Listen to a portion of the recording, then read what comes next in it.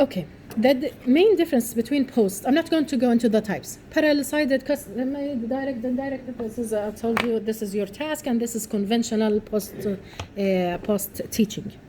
Okay, post and core teaching. I'm going to something else. I'm going to go into the morphology of the axis cavity and the root canals after we do endodontic treatment. Now, a regular endodontic ideal is something tapered from here till here, and it's smooth running up to the axis cavity. This is ideal dentistry. What we see in books and what we see in papers, okay? Ideal. Preparation, very smooth preparation running down in the root canal. This is the tooth, by the way. We're in the root canal. We're talking about the root canal area. This is ideal. But this is not the case we get clinically. Clinically, we have a narrow area here. And then when we have something irregular here, you could have a zipping here. You could have a large, enlarged cavity. You will have a fractured part here, something like this. So these are very irregular in shape. This is not smooth from the tip till the end to the orifice, okay? The filling of the gutta-perca, wherever gutta-perca doesn't reach, cement is there, remaining dental sealer or cement sometimes, okay? Depending on what the endodontist placed. We have a sealer here around the gutta-perca. So this very irregular space lets us think about what am I depending on when I place my post into the space. I want to place a post. Okay, so how do I decide on this? The problem with these irregular endodontic spaces inside the canals will let us question how do we retain the post into the place. Okay, if I'm going to do, for example, a post that is cast, we know that we're going to flare this out a little bit on the coronal part, so we're going to make it more smooth. Okay, here we're going to leave it as much as possible smooth as well, but we're not going to go, we're leaving the gutta-perca then here, and we're trying to normalize as much as possible the walls. We're making them smooth and conical. Okay, but if I'm going to use my with an anti-rotation feature, of course, in the dentine we do an anti-rotation feature. If I'm going to use a fiber post, I don't need to do a lot here. Okay, it's enough to remove the gutta-perca, make sure the walls are clean, and then we're going to come in with our parallel-sided bears. You remember them? With the the fiber post, and of course the post is with less taper than, okay, it comes like this, and we're preparing parallel to the walls. So actually this part is parallel as much as possible. The post is engaging in parallel and close fit dentine. So the root dentine is close to the post because we prepared in the matching bear. The post matching bear. The bear is matching to the post size. So this part is parallel. So it's minimum cement.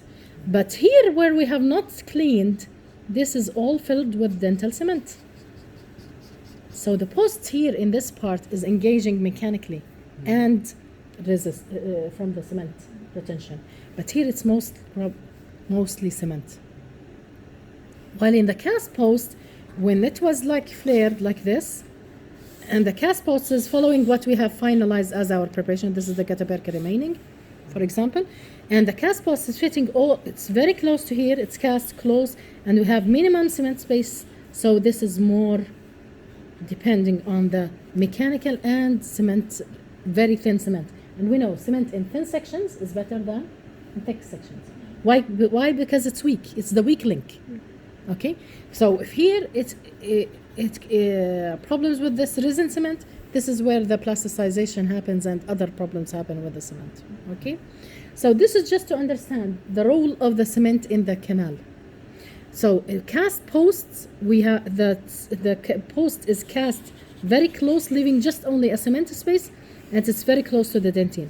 But in fiber posts, the only part that's very close to the dentinal walls is the parallel-sided walls that's prepared by the bear, and then the fiber post goes up smoothly, but the irregular walls are filled up with the cement. So the apical is more retentive than the upper because depending on the resin system. So this is one of the confusions: is where is the role of the cement? The roll of the cement is best in the cast, not the fiber. Okay, but in the fiber also it depends on the type of cement. Now, second confusion that happens is what do I do for the post surface? I want to place a post. If it was metal or alloy, cast alloy, comes like this, and you have tried it in. If you have tried it without isolation of the saliva, it might be contaminated by the saliva. It's contaminated by your fingers, touching the saliva and touching the post. It's contaminated by many things. Before cementation, what should I do to the post? Alloy post. Two things. Some people say you could use it with the vapor, where you take it to the lab and they will eject hot vapor, and they will clean the surface so it's clean. Don't go with the metal or alloy that you have touched with your gloves and saliva and it's contaminated and go and cement this. Okay? You need to clean it. So one thing is doing with the vapor in the lab if you have a closed lab, okay? And this is the best as a prosthodontist. I always recommend have a mini lab attached to your clinic. This is the best way to work with, okay? You have some of the simple things of the prosthodontic lab inside your clinic to do these small procedures, okay? This is the best, okay? Then if you don't have it, you can do with alcohol. Alcohol dissolves the mucin and it clears. And don't touch the surface after you have cleaned it. Always hold it with tweezers. Don't touch it with your gloves, okay? So this is one thing. Okay, what about the fiber post? The same thing about the problem of touching and so on. It's applicable here. The fiber post is present and ready to cement. One thing, do I cut it after cementation or before cementation? After cementation, after build-up. Before cementation. Before cementation. You go for before, you go after. And after full build-up. Yeah. And you leave the post going back. No. The best thing is to cut it before, to the length, before you insert it. With the disc. Why? With the disc. The best is the disc, because metal cutting disc, because it approaches the fibers without fracturing them and ruining them, okay? You could go for the diamond, but the disc is the best. Okay, why before? Because when you are doing the cutting after, suppose you have placed it, you've done the build-up, and then now it's cemented inside the canal. The problem with the cutting, it produces vibrations. These vibrations on fresh cement or fresh resin, because most of our resins are dual cured. Yes. That means they have not set yet, totally. We have the light cure from above. It's partially set. And still, there is some more setting to occur up to 24 hours. So these vibrations coming from the cutting disrupt the cement layer and ruin it. Okay. Where do we cut it? To our reference point. Up to our reference point. If I could leave more to bond to for the core, I leave as much as possible, taking the into account. So another question is, how much close to the remaining tooth structure do I remove from the post? How much do I leave inside the core area? Now, the first question would, if I cut the post at the root orifice, I've lost all of the benefit of the post. Why did I place the post? No. I was placing a post to retain a core. So if I've cut it close to the orifice, 1 millimeter or 2 millimeter above the orifice, I've lost the function of it. I needed the post to support a core. Then, there are other people that cut it up to the remaining dentine. What was remaining? 2 millimeter of dentine, they cut the post to the dentine. What is the problem here? What is binding the more coronal part? How much do I cut it? I measure. This is the opposing teeth. These are the opposing teeth, suppose. And this is the root that had a problem. And this is the post protruding. Okay? I remove from here at least 2 millimeters, 2 to 3 millimeters only. I leave all of this because I want, even if I've done, this is the remaining dentine around it, but still I need to build a core as well. But I want to bond to something. If I stop my post here, there's nothing to bond to the core to. So how much long coronally do I leave it? 2 or 3 millimeters away, just enough to do my crown over it. So also during the crown preparation, I don't touch it. Okay? So this is how much I leave in coronally from the post structure. Okay. Now going to what do I do to the post surface? This is fiber post. We're talking about fiber post now. There are some recommendations that you clean it with alcohol. Okay. Or with vapor. Could go for that. This is another issue that we're going to talk about. Now, people confuse cleaning with bonding. Cleaning is to remove any contamination during the trials, during the cutting, during the insertion in and out. There are some, maybe even sealers remaining, even some endodontic material remaining. It's contaminated. I tried it many times. The patient went to an x-ray, the saliva went in and contaminated. This is cleaning. We're going to clean all of these ready to bond. And the most famous cleaning is alcohol, because this is what's available at the clinic. But once more, if you have the vapor, pressed vapor, it's best. Okay. Bonding is something else. What do we do for bonding? This is debatable and also depends on the company. Dependent on the company. There are some companies like Relay X. They tell you don't do anything, clean it and bond it. And the same thing for the dentine, by the way. Dentine, wall. They tell it just clean it and bond it. No. Why? Because it is self-adhesive, self-adhesive, okay? And dual cure. So nothing to do with dentine, nothing to do with fiber. According to the resin cement. Now, there is Panavia, for example. What are the instructions? Multiple steps of priming, bonding the dentine and priming the bonding of the post. Okay? But it's the best bond, by the way. Okay? For post. What other options do we have?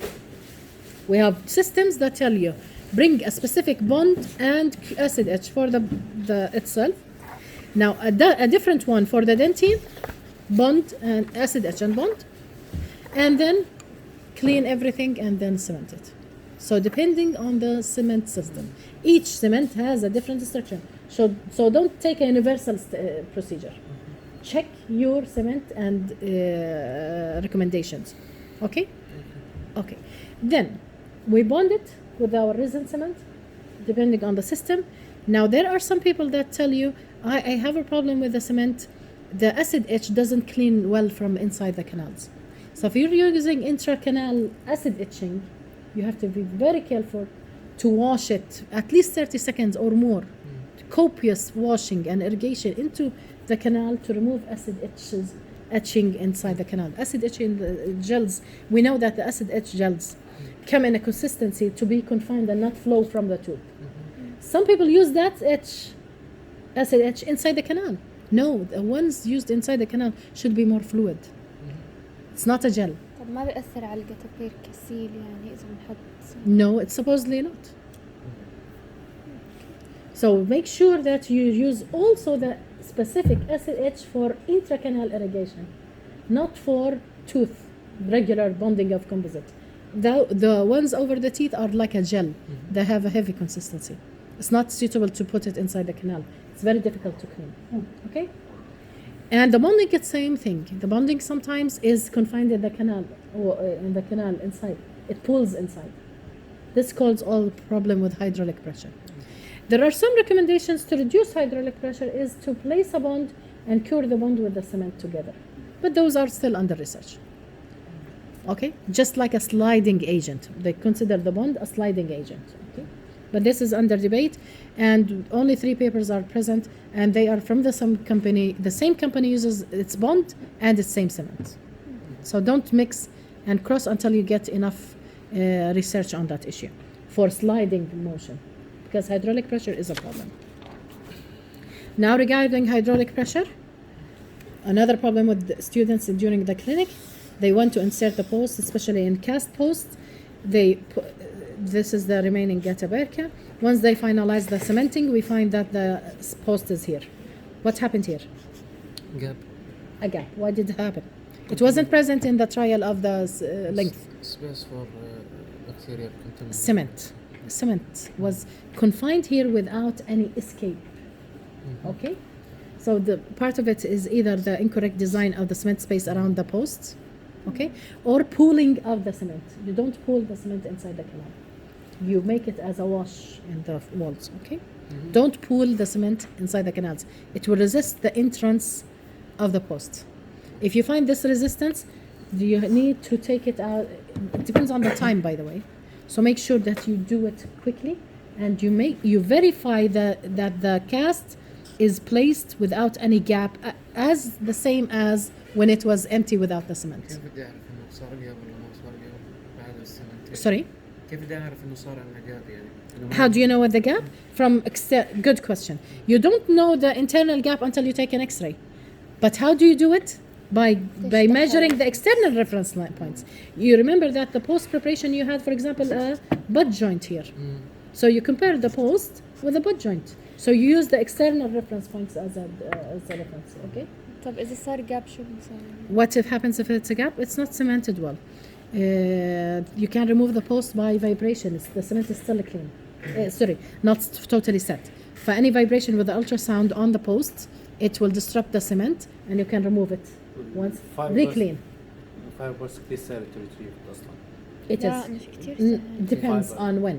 كيف When same clinic or after, because it depends on the 24 hours maturation of the cement. شبه مستحيل ما لا بس بنشال. من الادفانتج تبع الفايبر بوست انه retrieval. Retrievable, it's something else. I'll talk about the retrievability. This is something else. كيف بدك تشيل؟ But if it was inside the clinic and you find that you did not go well, ultrasound over the post, keep the cement is still not fully set, and it will disrupt it and re-clean the canal and re-cement it. Okay? Because if it doesn't go in, this gap is a problem. There isn't cement. The cement is thick, and here you'll have a breakage of margin integrity. Okay. A good thing about how to remove posts. I'm going to leave it for another video.